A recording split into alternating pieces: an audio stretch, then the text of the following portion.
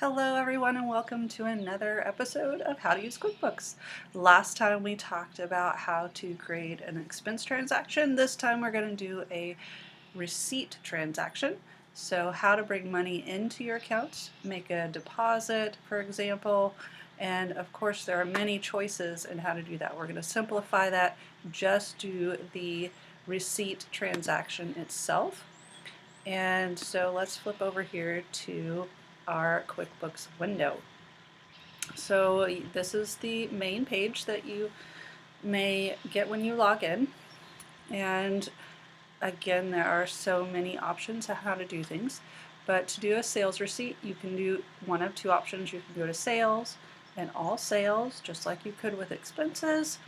And under all sales, it will give you a list of all transactions, again, that have to do with sales. So you have invoices, payments, refunds, you have things like time charges, so if you're going to bill that out and to receive money later, that can show up in here as well. Alright, you can also go to several different options to create the receipt. You've got your new button here and you've got your new transaction button on the right. So when you click that transaction, you can go down here to sales receipt. Now a sales receipt is a one-time transaction that simplifies. Instead of creating an invoice and a payment, you can create a sales receipt, which is a combination kind of those two items together to get your income in.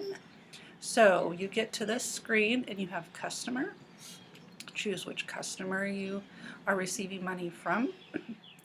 And then it should automatically pop up email, billing address if you have entered that customer correctly. If you've not entered the customer correctly, you could at this point choose to create a new one in this screen or go to your customer window and create one there. Alright, then we're going to do sales receipt with today's date. This is a custom box that you typically won't have, but you could make this like a PO number or anything else that would tie into other records. Tags are also a new thing that has been created in QuickBooks, and you could tag it to a specific job, for example. Then you can go down to payment method. Now they can pay in cash, credit card, whatever. If you choose cash, then you won't have a reference number.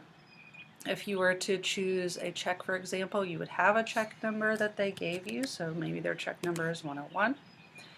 If you choose to do something like a Discover card, if you had set it up correctly in your system, you would have an option to actually charge the Discover card and receive funds that way as well. So we will go ahead and do check this time. Now over here in deposit 2, if you're going to have multiple checks, you have a stack of say 5 checks that you've received donations for, would be a good reason for the sale receipt. Maybe it was an instant transaction, you sold a product. You could also create a sales receipt in that way. If they're paying you for an invoice you sent out, you would use a different screen, a payment window screen, so that wouldn't necessarily be the best option here for sales receipt. But if you had, say, several checks that you were making deposit, you would use undeposit funds and then go and make a deposit later to combine all those. That's a separate step I will talk about at a different time.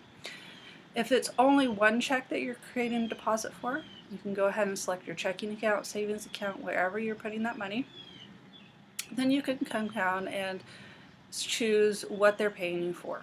So in this, there are several options here. For example, we're going to go ahead and just do service, and then we can write it in a service. So this is a lawn care company we're doing.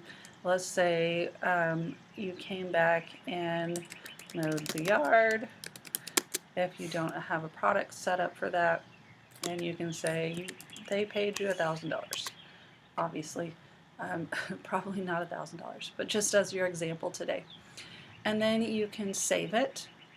You can save and send. So because you have an email address up here, you can save and send, and then your customer gets a receipt for their payment if they want one. You can save and new, and that will give you the option to create a new receipt for the next payment. If you had a stack of checks to put in, you can save and close and get back to the new screen. Now, if you're wanting to send it to a customer, email it to them as a receipt, or print it out, you also have this option here where you can print preview. And if you go print preview, it will show you what your receipt looks like. And here we go. And in that receipt window, you can see all of these, the detailed information. You can see they paid by check, how much it was, all of that. And then your custom message here if you wanted in that window. Now you can download it, you could print it from here, whichever way you need to do that. And that is what that looks like. So if you choose to do like a save and send, for example, so you're going to email it to them, you would have your receipt here on the right, and you would have their emails up here automatically. You would have the description in the email, or your subject title, and then you can create a custom description if you would like over here, and that would send it to that person. Okay, so that's the very simple way of doing sales receipts, and that is most of our information for that today. So next, I wanted to let you know there is a free handout. So if you needed a step-by-step guide, how to do that, what fields not to forget, you can find that handout here at this website. I'll also put it in the comments so you can click on it and look at it later. I will also give you the information here on how to get a hold of me, Facebook groups, websites, emails, any way that you need to contact me, feel free. Hope to see you next time.